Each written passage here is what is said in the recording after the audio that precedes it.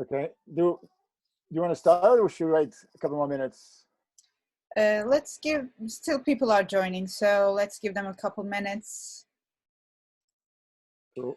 And so it's being recorded, so we have to all be very sensible now.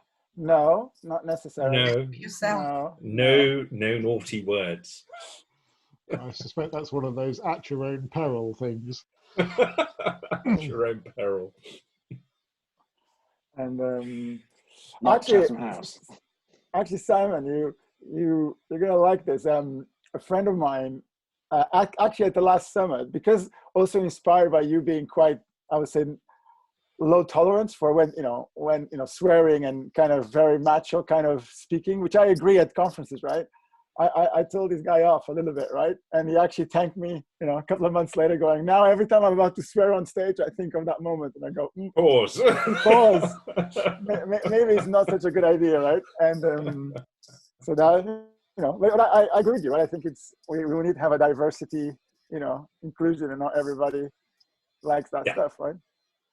Absolutely. I like it when people swear on stage.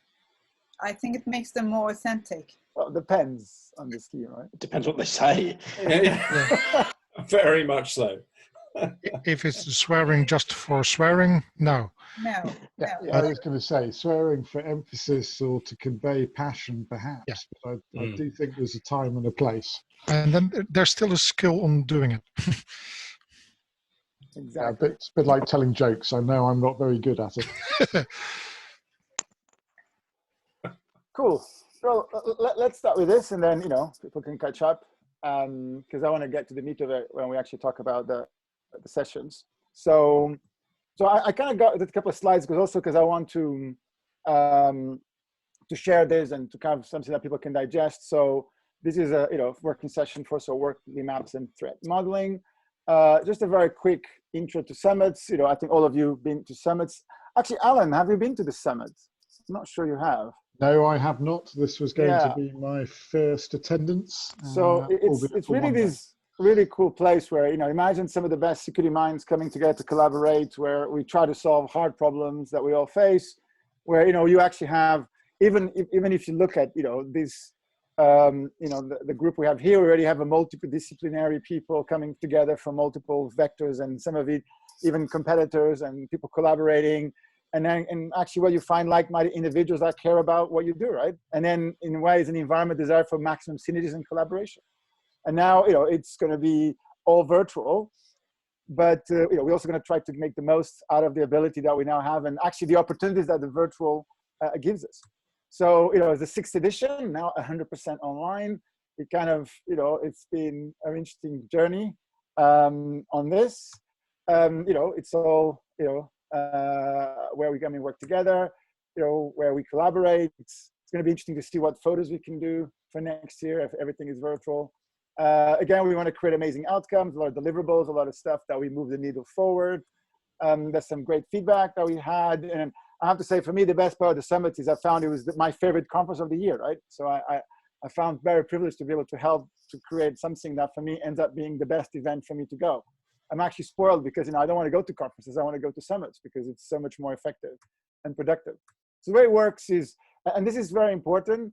Again, Alan, you never been on this one. It's not about presentations. It's all about working together, right? So the summit it's kind of like if you have lots of people that care about a topic in one place, what should we work on? And, usually there's an expert. Usually there's a couple of people who are, sort of the practitioners, the domain experts, but then it's really about, a number of individuals, 5, 10, 20, 30, right? Collaborating on topics that they really care about. So we kind of call those working sessions.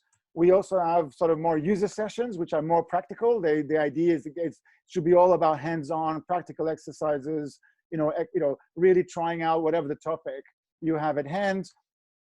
And the idea is that we have multiple sort of roles, organizers, practitioners, participants. They all really, should kind of, active be there, but, the organizer kind of tends to be a driver, also promotes the session and helps to run it. And then the practitioner really is involved. And we also have people who kind of just wants to participate but also it tends to be quite amazing for them to be involved in this. And sometimes the best questions come from the participants, right?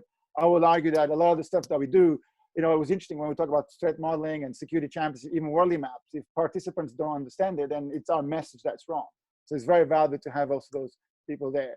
And the idea here is to create sessions that you care about, right? Like the whole point of the summit is to ask what challenges do you have, what your passion, what you want to learn, and then you create sessions around it. You create basically these sessions that are focused on that. And the logic is that when you create something that you're passionate about, multiple people will come together, right? And that's the best magic occurs there.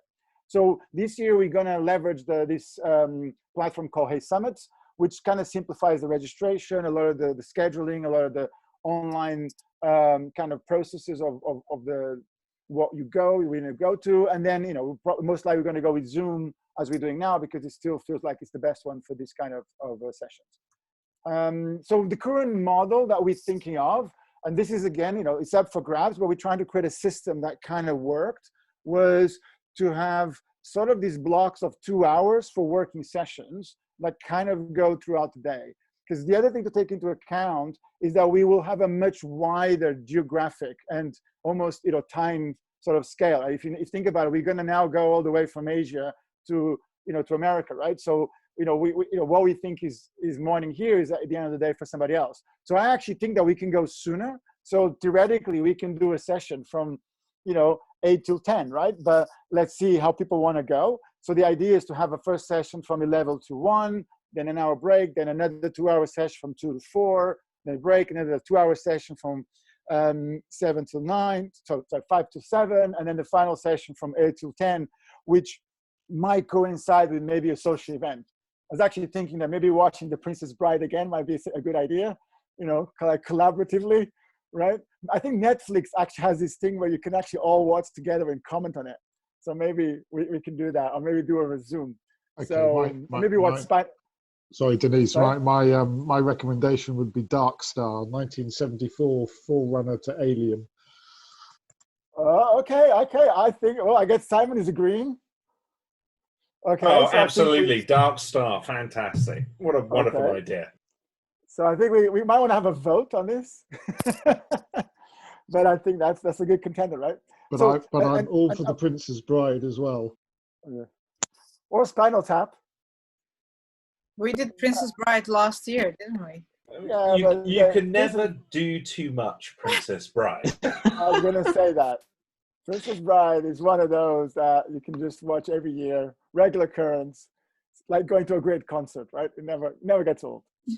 So yeah, can you post your suggestions in chat so I can record them?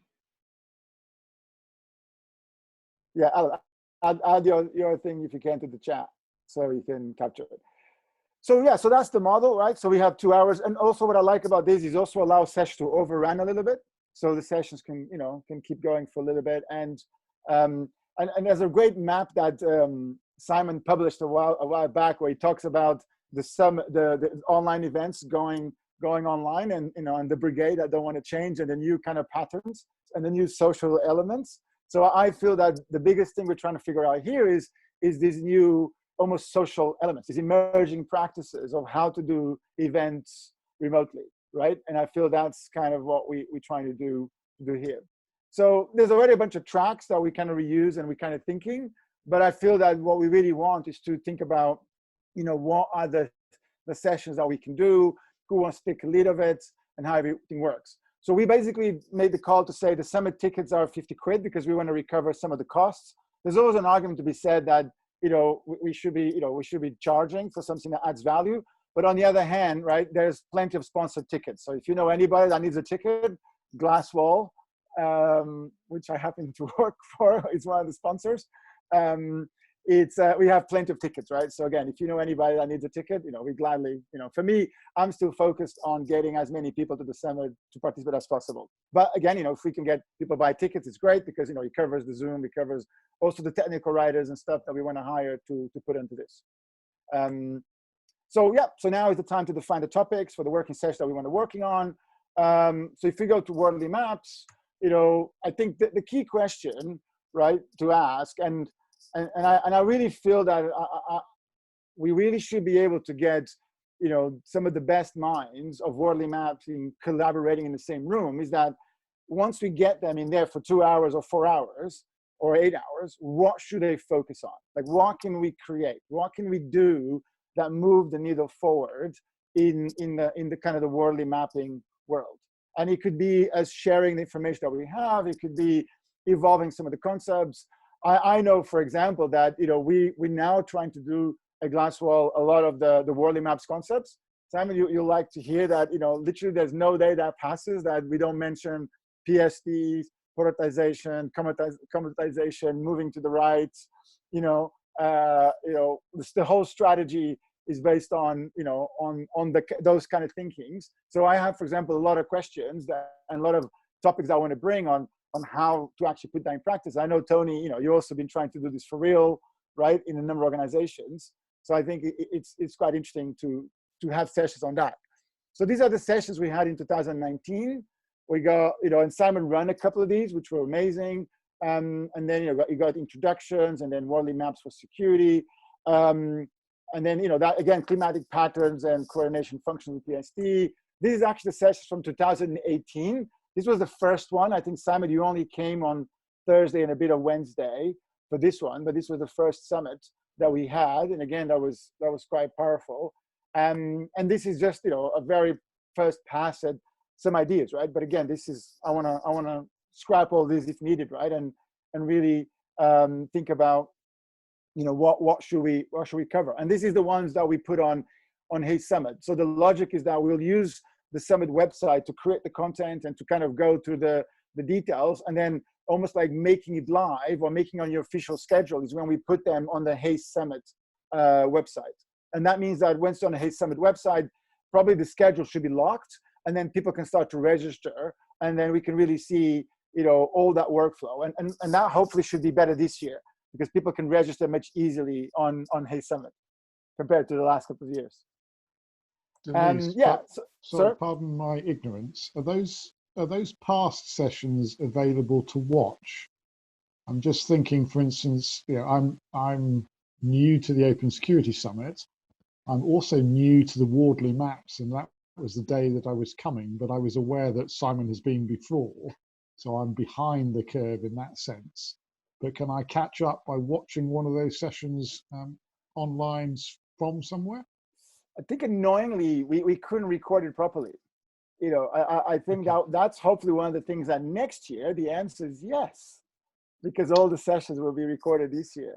Okay. I think what happened was, in the last summits, although we had some remote participation, it was very asymmetric, right? Like literally the experience were very, if you were on the room, it worked really well. If you were remote, it wasn't the best experience, right? And what I actually hope will happen with this year and for next year is that we then can have a much better merged on-site and off-site environment, because now we will learn how to do it on-site. Sorry, we'll learn how to do it, you know, off-site. We'll learn how to do it virtually. No, but there's some amazing set of sessions that I would actually recommend. And actually, that's a good question, because we should almost have a start here, right? For example, on Wardley maps, I'll probably say there's 2 videos from Simon. There's probably 5 videos that I would recommend you to watch that will really get you up to speed on Wardley maps. That's what I did last year. Yeah, and we can actually use standard video. We can create some of the sessions on the Monday, for example, which are just links into videos that have already previously been done, as opposed to live. So people can use those sessions if they want to, you know, to get those pre-learning. Yep. Hey, look, that would certainly help me, and I suspect not just me. You know, like going to a week seminar or something. It's the pre-reading, the pre-material before you turn up, so that you don't start at zero. Yeah, I think. Well, I think the other thing what we can do is we could also do sessions before the summit. We kind of did that actually last year. In the information we put together for each of the sessions. On the introduction to Wardley mapping session, for example, from last year, we actually had links in there as well to some of the Simon's content, for example, like videos. Can you see my screen? Yeah. Well, so can you see I'm moving around, right? Can you see I'm on the past summit? Yeah. Yeah. So what he's talking about is this. Yeah, I added the references section at the end Yeah. last year. See, so actually, this is actually you can actually. So Alan, we have. Although I need to see if this video is still alive. Okay, I think we might need to hunt the videos. But yeah, we got some sessions, and these are some of the slides that Simon shared with us last year. It will also be good for continuity, right? You want to Yeah. have a journey. For most of these sessions, you want to have a form of a journey, right? So Yeah. Okay, no, that's perfect. I've seen, in fact, Denise, you shared some related decks before now, but I wanted to see, forgive me, Simon, I wanted to see you in action in the past so that I wasn't asking stupid questions because it was covered 2 years ago, for example. Okay, Yeah. but there is, whilst I often do provide pre-reading before, for example, doing workshops, I have to work on the basis that the majority of people, despite their attempts to say, we will do the pre-reading, will always turn up and haven't done any pre-reading. So any keynote or any sort of session to begin with will have to have an element of introduction, because there will be people unfamiliar, completely unfamiliar with the space. It's relatively simple to do, though. I mean, the real value of mapping starts to really shine when people get their hands onto it and start trying to practice it. But mapping is also one of these fields that takes time. It takes practice. It's like playing guitar. It's not something which instantly happens, so you have to use it. Appreciate it, Simon. Thank you. It's all right. Yeah, and but I think that the idea of creating a bunch of sessions. In fact, one of the requests I had for the people on the call is I would like to see if we can do like 30 minutes kind of training sessions on your introduction to Wardley maps. And I actually think that would be very fascinating. For example, I would love to see how Tony explains it, because actually the first time that Tony explains it, I had no idea what Wardley maps was, right? So when he was talking about cell-based security, right? I felt like that was really interesting, but I didn't feel that I digested it. So I almost like just seeing you again present that deck, right, that you created with the cell-based structure will be amazing. Again, Mario has come to this and adopted a bunch of stuff, then tons of mappings. So I think the logic here is not to give a big burden to you. Like, so if I ask to do a 2-hour training session, it feels quite a lot. But if you guys can do like a 30-minute session, and this can be anybody on the call, right? I think what we can do is we can put them, basically we can do them through the week, but even like before, and that becomes that body of knowledge that people can then go and consume for it. So the reality with mapping is you've got the act of actually mapping a space, which is useful for enabling challenge, particularly in organizations which are story-led, because the story-led is highly political because of the storyteller. It enables a challenge to assumptions that are being made, discussion environments. The next step is like the 30-odd economic patterns which exist. So that's used for everything from mergers and acquisition to basic anticipation of change. Where should we invest? Then you get into the doctrine, of which there's about 40 of the doctrine, of which one is the pioneer settler town planner.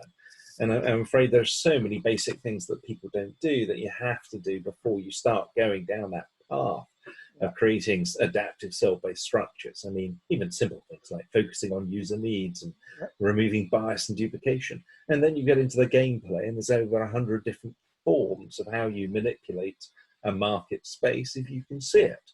Now, most of this stuff, people are oblivious to the whole lot. So the point, it's an enormous subject.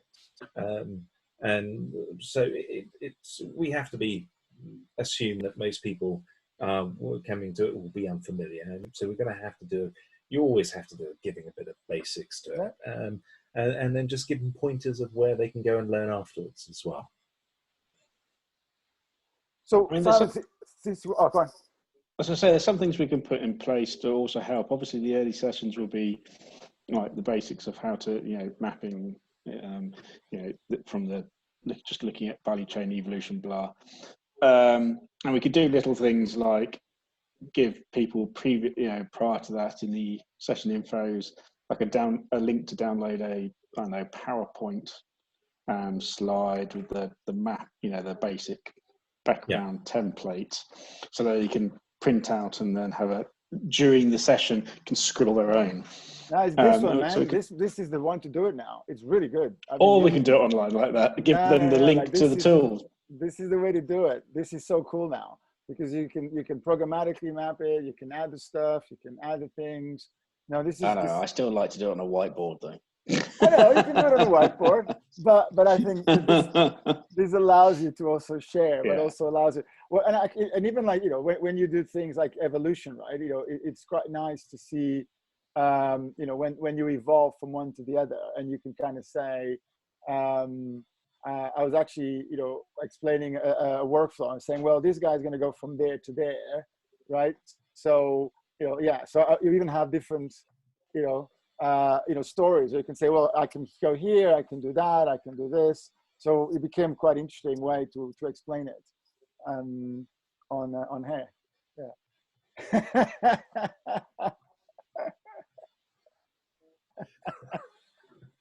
Sorry, I can't help myself. There you go. Is that Simon's? I'll capture that on the screenshot.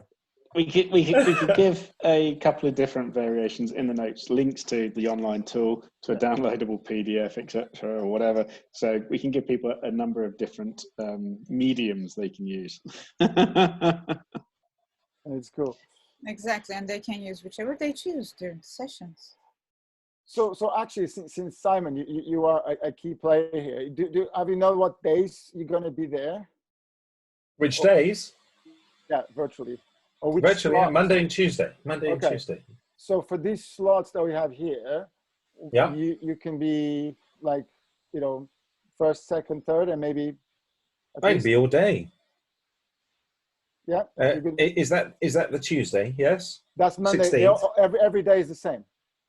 Okay, let me just double check my calendar. Hang on a second. I'm pretty sure I just cleared out both days all day long. I removed every other meeting and pushed them to different days. Let me just check. 15th, yep, and 16th, yeah. So all day, 15th and 16th. Cool. So I think maybe what we do is, why don't we do the more introduction sessions on the Monday? And then we do the kind of more advanced sessions on the Tuesday. Okay. Sounds good. Is that a good plan? That sounds a good plan. Yes. Cool. So I think probably, you know, it's probably worthwhile you doing one of these introductions. So then you actually get 2 hours to do what you usually tend to squeeze in, you know, in 30 minutes. So you can. Okay. So. Perfectly fine. If you give me the morning from 10:30 to 1300, what I'll do is the 10:30 to 11 a basic introduction into mapping, and then 11 to 1300 just more detailed exploration of mapping, and we'll do it online. So you know, one of the beauties about you know, I'll just do a whiteboard and we'll go through an example, and give people a chance to ask questions and give some feedback. So that's fine. Cool. I can do that. You just make it, you know, introduction to mapping. Make the first one situation normal. Everything must change, because I'll talk a little bit about the basics of mapping and why, you know, everything is going to change. And then the 11 to 13, an introduction to the practice of mapping, and I'll just go through some more details then. Okay. So if we actually, why don't we do this for the people on the call who would like to take ownership of these sessions, right? So we have 2 more sessions on Monday. Who would like to take ownership to create just, you know, the first pass at topics and the outcomes and maybe the content for that? I'm gonna throw you, Mario, under this bus. In the meantime, I created earlier today another 2 sessions based on the conversations we were having on Friday. So there are 3 sessions that I've proposed at this point in time. Cool. So do you want to take, why don't you take one of these, right, on Monday, and then one on Tuesday? And actually, So who else would like to take a session? How long Mario's sessions would be, Mario? Those three all combined together, is it 2 hours or? So for me, the rule of thumb is very, very simple. If you want to have me speak for 2 hours, I can do it on a moment's notice. If you want me for 30 minutes, it's going to take a hell lot of time to get content ready for 30 minutes. So considering these will be working sessions, so it's not just you talking and people collaborating and stuff. So 2 hours for the 3 sessions or 2 hours for 2 sessions? How should I put it down? 2 hours for 2, maybe. So the proposals that I've made today was is a part on introduction of a particular aspect. So one of them is on the climatic patterns, and the other aspect would be for us to pick up some maps and try to apply what we see or see risks and opportunities that we could potentially take advantage in security relating to those climatic patterns, for instance. So that's the bring your own map session that we were discussing. Yeah, that was one of my questions as well, and it depends a bit on the overall format. One type of format that's been, let's say, quite popular since the COVID thing started in the Wardley mapping community lately is starting some sessions with about, let's say, 30 people in a room where we all go through the same content together. But then at the end of that first part, then we break out into kind of separate rooms. So there people can collaborate on groups of 3 to 5 because it makes things more simple to actually collaborate. And then at the end, we come back into a joint room and then present the things that we've produced. But that may have some implications on licensing or other Zoom stuff. I've never run them myself, but I think that type of format would be ideal. Okay, I think we can do it. By the way, like I think these days, right? Like we all have access to our own corporate accounts if needed, right? Like you and I can spin up just now a Zoom account, a Meets account, and a Teams account, right? So, you know, if we need I don't disagree, but I just wouldn't want to deal with that on the spot and trying to figure out the solution, right? If we can foresee what the problems is, otherwise we know how IT issues, then spending a whole hour just trying to solve the IT issue wouldn't be a good thing. Yeah. So are we putting these sessions into Monday or are we putting these into Tuesday? I'll be the whole week, so a bit indifferent for me, to be honest. I'll be attending sessions the whole week. Well, so the next step is, by the way, we're going to meet again next Tuesday. Yep. I think the next step is to start to have a better definition of the track, so we understand better of the sessions, right? So we're going to get a better outline. All right, so who else would like to take responsibility for one of the sessions?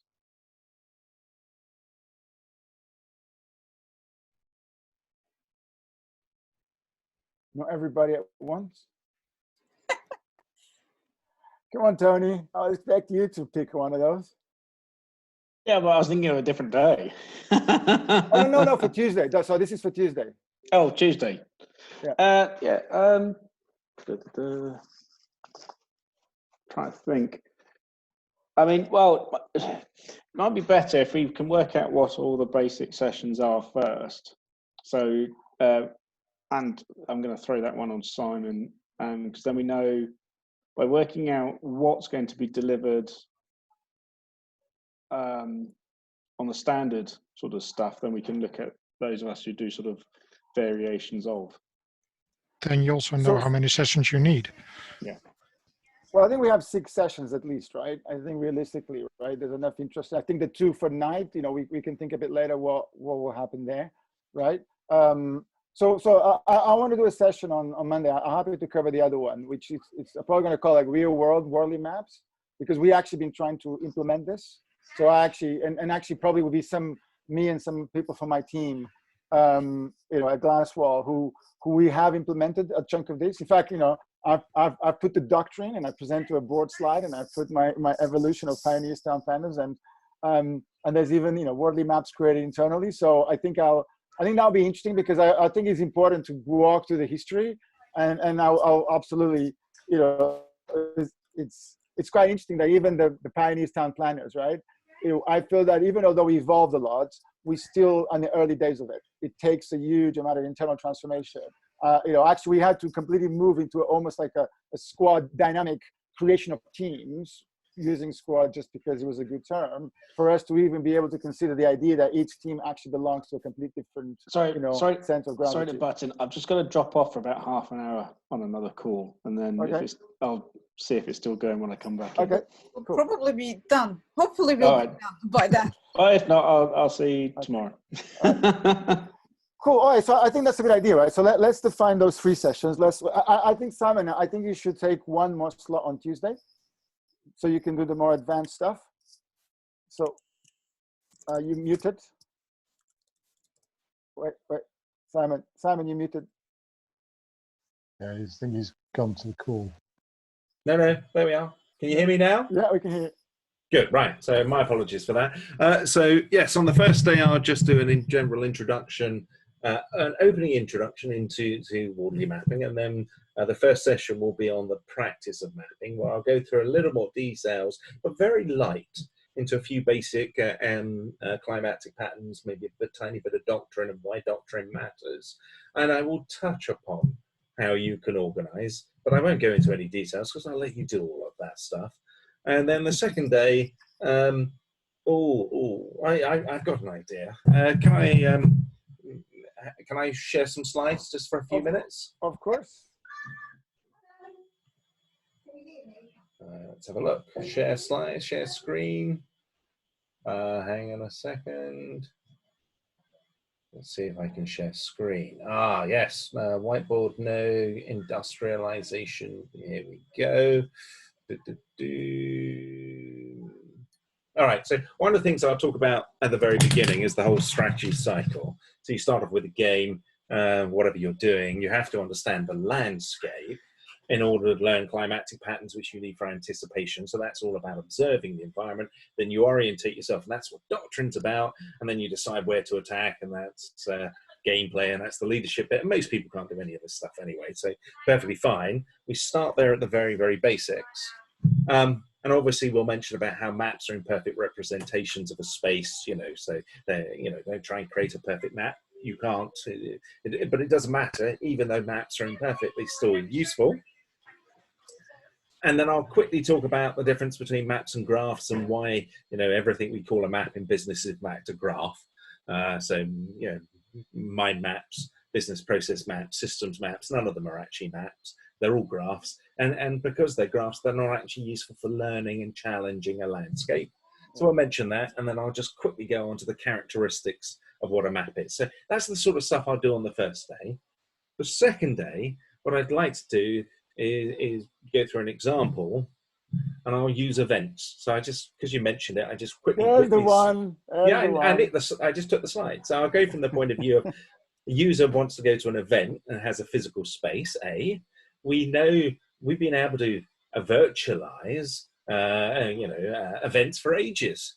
But we haven't done so because of the whole social aspect, because you go to a virtual event, you don't get to meet people. So we've had inertia to change and that attitude of not wanting to change.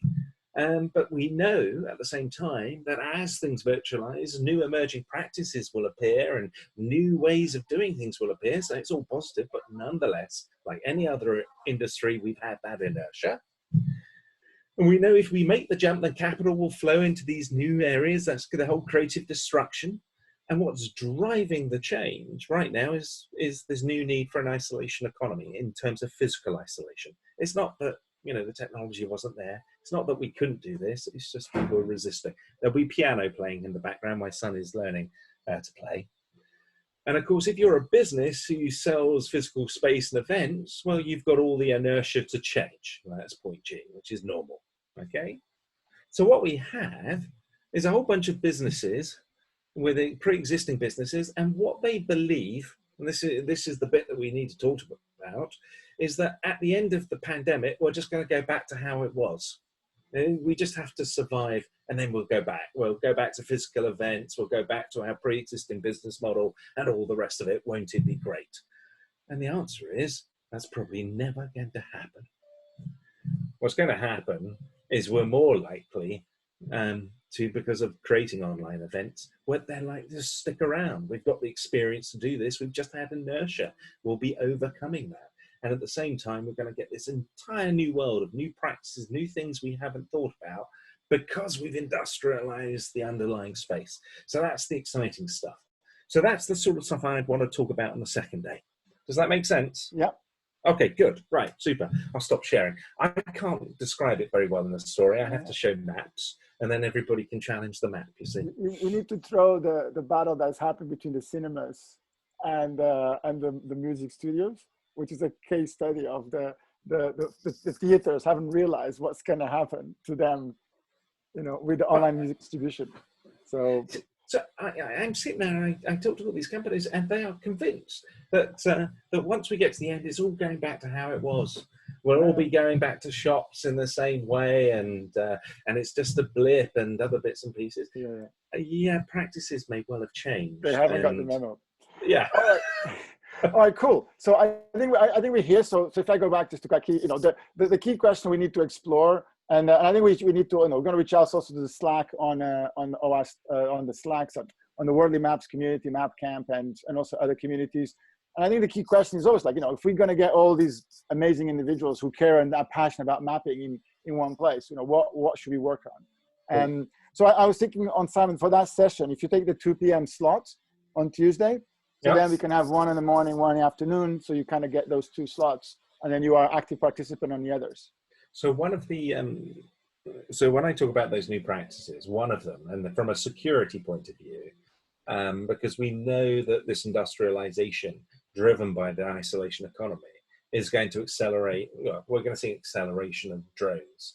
And that actually has knock-on effects because it impacts other industries and other value chains. And the typical one will be terrorist threats.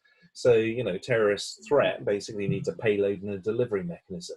Well, if we're going to industrialize drone delivery and all the rest of it, that gives us a whole new horror case, which we knew was coming towards us. Eventually, we're going to have that attack, but it just accelerates it. So it'd be lovely to hear about people, if people use, willing to talk about some of those sorts of maps and value chains, if they are willing. Anyway, sorry, yes. Well, actually, that leads me really nicely to the next topic, because I want to make sure we cover, because I think there's some people also online that are passionate about this, and which is threat modeling, which is exactly when we look at those scenarios, right? We look at, you know, how to look at the system, and the key questions, again, if you got some of the key experts of threat modeling in the same virtual room, what should we be focusing on? I always felt that Wordly Maps solved me a problem that I always had with threat modeling, because we model things, but we don't put them into context. So actually, a lot of models, position doesn't matter. That's actually the comment that really made me get Wordly Maps, is when we said position has to matter, and there has to be movement. Without that, it's not a map, right? So a lot of the things that we do with threat modeling, they're not proper maps because they don't have that element. So here are some of the sessions we've done at the last summit. There's actually some really good stuff, like the cookbook has really evolved. And there's some really good things also on using Linden, and also there's some great OWASP work has been done on this. And here's some of the tracks, again, that was touch we did on the previous summit. So I guess from the people online, I feel that we can have a variation. Or I guess the first question for you is, what should be the days that you want to have the thread modeling to be based on? Do you want Monday, Tuesday, Wednesday? You know, what kind of, days where you think would be better? And then what's the kind of topics that we think we should be covering?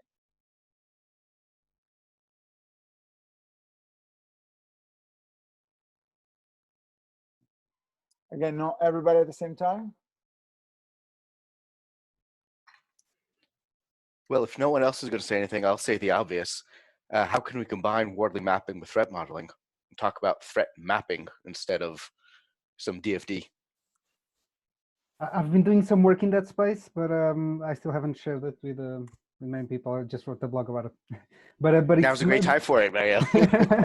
but mainly what I'm trying to do is explore things under social practice theory and how we can apply them on top of Wordly Maps, which is also another technique that was developed by Mark Burgawa and Chris McDermott, which is maturity mapping, which is based on Wordly mapping, but focusing on social practices.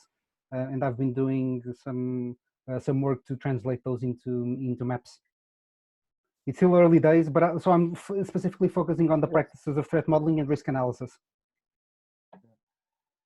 And also attack trees, right? If you look at an attack tree, you can do a lot with it, because the attack, and especially the kill chain. When we look at the kill chain, you know, if you apply a Wardley map to the kill chain, sometimes you realize that we have lots of science fiction scenarios and we miss the obvious, right? We miss the ones that are really, you know, I think we did once was based on the industrialization capability of the attacker, like how easy was the attackers to do, how mature was that attack? And then, you know, we mapped the outcome and the impact. And it was fascinating how things that we thought was really important suddenly fall into the science fiction. There's no attackers doing that. And the other stuff that, you know, didn't sound very sexy, actually, you know, the attackers can do a lot of it. So actually it's a lot more dangerous. So Avid, I like that. Threat mapping. I think we should do a couple of sessions on that.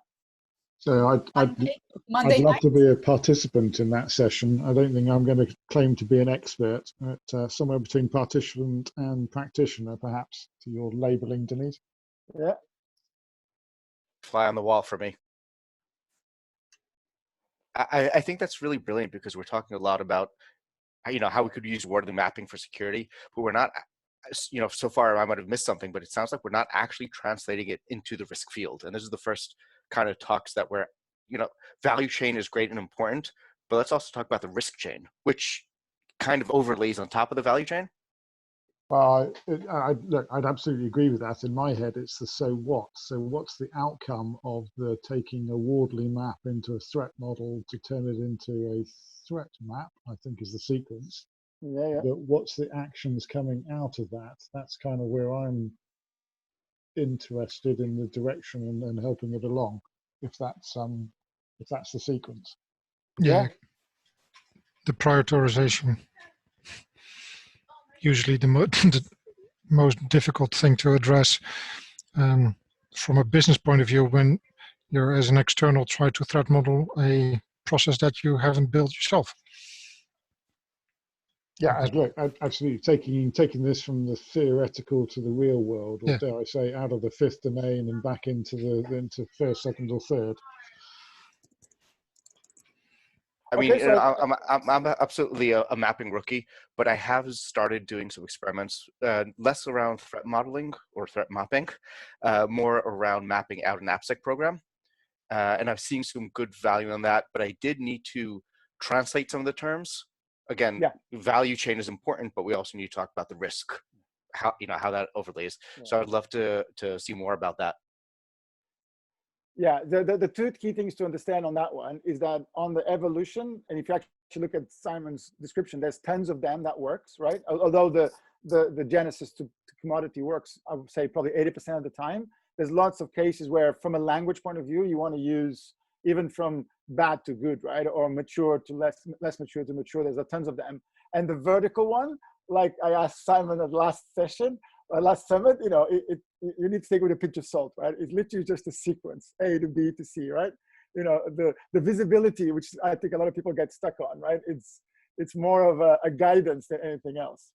So if you know, when we do the thread model, we go, this connects to that, connects to this, connects to that, which basically is a tree, right? We can, you can then apply those and you put that in a map, right? So you apply the evolution to those. And the evolution can even be number of vulnerabilities, right? Could even be how fast can you patch something. So the basic characteristics of any map, if you want to explain a space, is to have an anchor or a point of reference, to have position relative to the anchor, and some concept of movement and consistency of movement.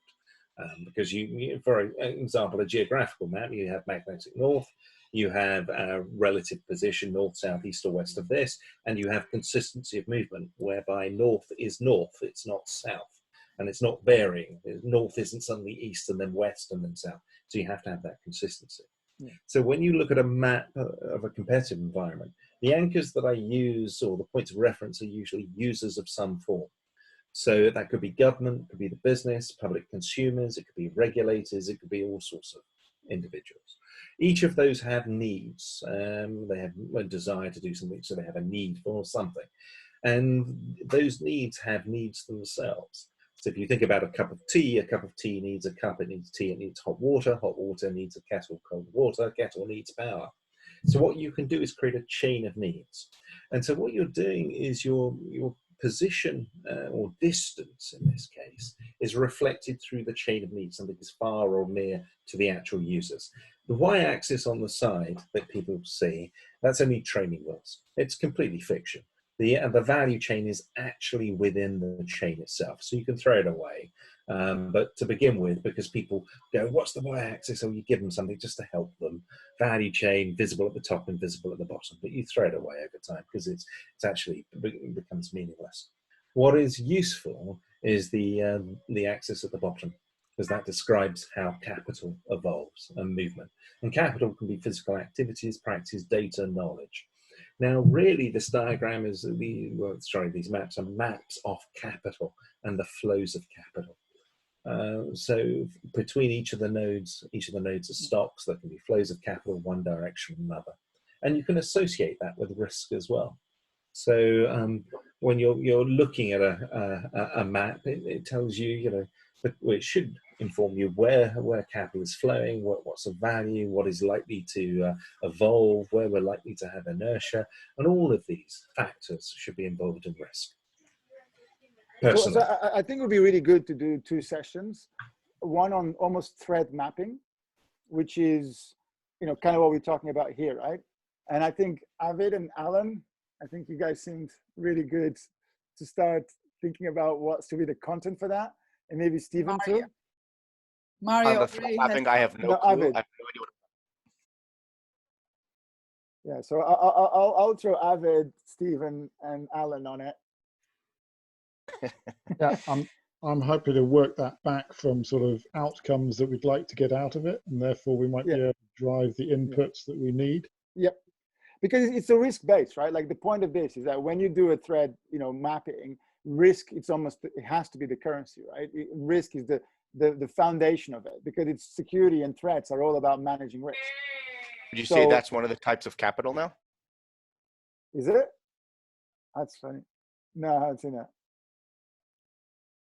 Sorry, the types of capital that I normally map are practice, activities, data, knowledge, and even ethical values. So we do mapping of culture and manipulation of systems around culture. Now, when we talk about risk, you've got your threats and you've got your assets. And in terms of these diagrams are diagrams maps of capital and the flow of capital fundamentally. So if we're talking about assets, that should lend itself to that, because when we're talking about risk, we're talking not just physical risk, but we're also talking about risks in terms of loss of knowledge, loss of data. We're talking also about risks to potentially entire nation-state systems and the values and the ethical values of a system. So all of that stuff is, I would suggest mapping should be able to provide some support and help with. In terms of threats, so the example I gave earlier about drones, how the automation of drones in one industry could lead to potential new vectors of attack in terms of defense. And then we have to start worrying about things like high altitude drones and all this sort of stuff. In terms of the threats, that's more an exercise of scenarios. So basically taking multiple maps and playing different scenarios, an attacker and a defender, and identifying weaknesses within the maps, places that can actually attack to exploit the capital that exists there. But that's what we do with threat modeling, right? So when you look at the process of, part of the process of threat modeling is the what if. What if I did this? What if I did that? What if that happened? What if? And then it's about looking at the countermeasures and the side effects of that, right? So I think a lot of that language is already there. Yeah, is there a difference between using a map and say some sort of other network analysis of a space? Well, the difference is really the fact that one's a graph and one's a map. And I'll go back to, I very quickly showed, can I just show those slides again? Yeah, of course. Okay, there's one slide. Continue. You should be able to kick me off. Yeah. Yeah. Okay. Let me just put this one up here. I very quickly zoomed through this, and I'll just quickly explain it again. Right, the 3 diagrams at the top are graphs. Nottingham, London, Dover, Nottingham, London, Dover, Nottingham, London, Dover, connected by 2 roads, M1, M2. They are identical. All 3 of them are identical. The 3 diagrams at the bottom are maps, and they are completely different. Now, the difference between a graph and a map is that in a map, space has meaning, whereas in a graph, it doesn't. And so, for example, the problem with graphs is that they're very difficult to learn about a competitive space because all 3 of them at the top are identical. They are the same. Whereas, if we're talking about a landscape, what we learn of the 3 at the bottom, 2 of them are wrong. One of them isn't right, but it's better than the other 2. So we actually learn about the environment. So that's the distinction between a graph and a map. And a lot of what I see, back in my days in security, what we used was graphs all the time. Very, very little work on actual maps. Does that make sense?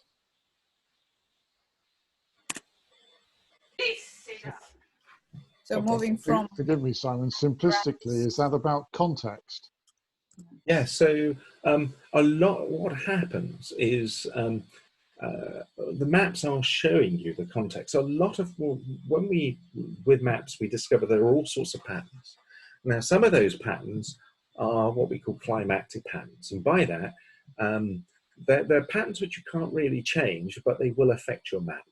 Things like, for example, things will evolve with competition. Doesn't matter what it is. If there is supply and demand competition, it will evolve. It'll eventually become commodity-like.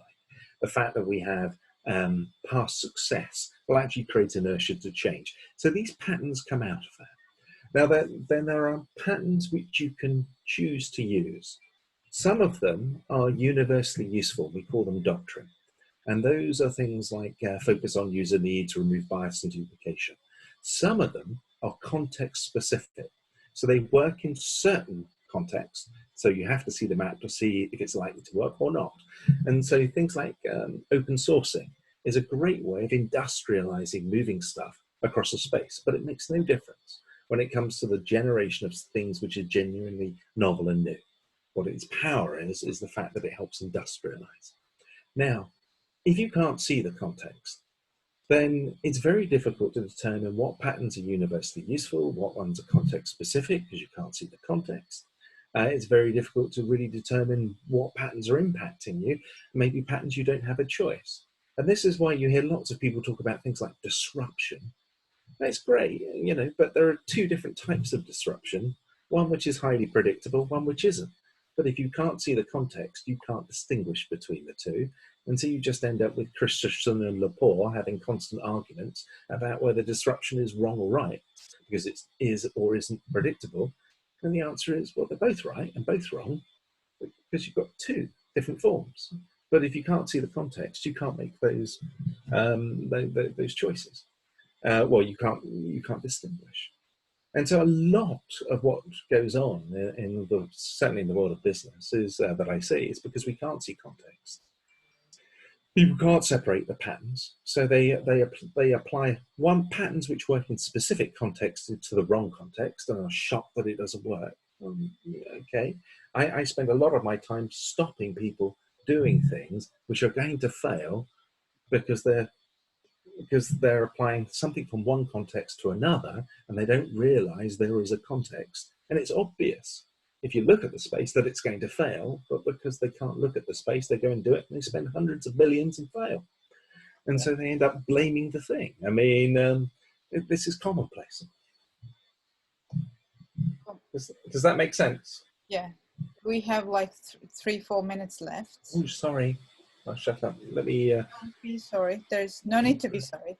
So we have 2 sessions that we haven't mapped to a date and a time. And I suggest we leave them as they are, because we're going to have lots of different sessions throughout this week. So we might have a better understanding of what the schedule is going to look like with other sessions and other tracks coming into the schedule as well. And we have another session on threat modeling and mapping on next Tuesday. So we can come back and revisit. Does it still work? Do we need to change? Do we need to add stuff? And I really do want to have one dynamic session at the end of each day, which we do not set up pre-summit, so that on the day we can use that space of time to discuss the stuff that we discovered during the day. How does that sound? It sounds good, but can I also ask a big favor? Are we reaching out to people and asking them whether they'd like to speak? Because if so, there's people like Jackie Taylor. She's fantastic on the security side and a huge mapper, well worth reaching out to. There's people like Kat Sweetle, who's director of Ticketmaster, another huge mapper who's also very familiar with the security industry. So that's Kat. There's Jackie Taylor. I mean, you can talk to somebody like Julie Pierce. Julie Pierce, she's the director of the Food Standards Agency, the open source program within that. And she's another big mapper and understands, and food standards deals with all sorts of security concerns as well. Can we be cheeky? And that's perfect for my last slide, because I said after the summit session, what we really do is work on session content, define session outcomes, but also figure out who needs to be invited. And I think what I would like to see is what can we do to help you to reach out to those individuals. Like what we're going to try to get the website more updated, get the sessions out there. But the logic is that absolutely we should all be trying to reach out to our networks and try to convince them to participate, because in a way they're missing out if they're not participating, right? But I think we want to make sure that talent is involved in sessions like this. So I hate to be a terrible pain, and my apologies on the timing side, because I'm happy to do sessions and I'm happy also to give up sessions. But one thing I am pushing, and you've seen me do this at MapCamp. MapCamp for the last 3 years has had a 50-50% balance in terms of gender, and we're also working now on expanding that in terms of making sure we've got a greater diversity of balance as well. It's important. And so I will emphasize that as well. I'd hate to see a Wardley mapping session, which is, just a bunch of blokes who look like me. Does that make sense? And in fact, that's a perfect segue for you to meet Petra, which is there. Can you not? She's a member of my team. She completely, in fact, we gave her a job because she created Wardley maps. You remember when I shared that the doctor that did the Wardley maps? Well, there's Petra. She is, and she's a good example of, again, that diversity and reaching out and amazing work. Right, she's one of the best mappers at the company. Fantastic. She's awesome. Good. Well, right on time. But look, Simon, I completely agree, right? And I would love if the sessions, if we can achieve that 50-50, if not more, right, on the summit. And I think hopefully the summit is even more inclusive because it's more friendly, it's more time sensitive, right? There's almost like, I want to do a big push. I'm kind of waiting maybe this week or once we get just a couple more contents out there, then it's really about us reaching out and getting as much talent as we can. And I agree with you, especially on the more diverse elements. We need to reach out and really try to nudge them to participate.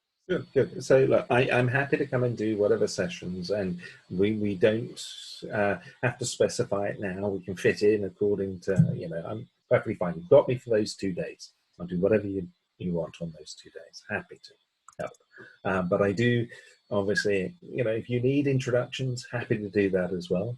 But as long as we're going to make a big push in this area, good. Oh yeah. Good. Thank you so much. Good. So, okay, cool. Just wrapping up. I feel that welcome.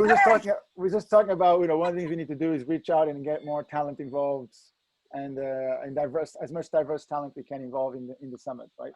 Which I think is very important. So, and actually, and Tony, one of the things that we were zooming in on is the idea of doing almost threat mapping or risk mapping sessions, who are sessions we start to combine threat modeling with mapping, right? And even do maybe some on risk. So I think let's have one of those. Let's have some threads now on Slack, right, in the next week or so, right, about this, and hopefully next week we have a better idea of the topic of the sessions. And I think my kind of instinct is, because I think there's such a massive overlap between threat modeling and mapping, I think we should be pushing the more traditional threat modeling sessions to probably Wednesday and Thursday. For example, I want to do a threat modeling on the COVID apps because I think we can add a lot of value to that discussion. But I think there's also a lot of great sessions. So I think, Didar, I think what we can do is we can push some of the threat modeling sessions to Wednesday and Thursday, the more traditional ones, and then we can kind of leave the ones that the cross-fertilization between the two, we can leave them on Monday and Tuesday. Yeah, I can bust out that old one I did a couple of years ago, which is when I used mapping to look at attacker routes into a corporate network. Correct, yeah. All right. Thanks for everybody's time. There's another session on the May the 19th. On this, there's a session every day now at 5 o'clock, 5 to 6. And you can see it on the pre-summit session. So we basically going to do tomorrow is going to be on DevOps, Temperature OS projects, cloud security, then miscellaneous, and there's one more risk. So I think there's a risk one here on one of these days. And then oh yeah, sorry, there you go. Tomorrow, seasonal risk management. So yeah, so the idea is to keep doing this. So maybe actually, Alan, we probably need you also tomorrow, right? And Tony, right? Especially from a seasonal risk management point of view. Yep. And probably Mario and others. I am already registered for that one. It's in the Brilliant. Oh, and your head's getting smaller and smaller in your picture. Yeah. No, that's probably because I keep leaning in and out. No, it's the green screen thing. It started erasing your face slowly, like some sort of digital disruption. No, it's probably because it's getting dark and I haven't got a light on in the background. Yeah. All right, gentlemen and ladies, thank you for your time, and I'll see you next time. Thank you. Take care, everyone. Bye, everyone. Thank you so much. Good night, everyone. Stay well. Thanks a lot.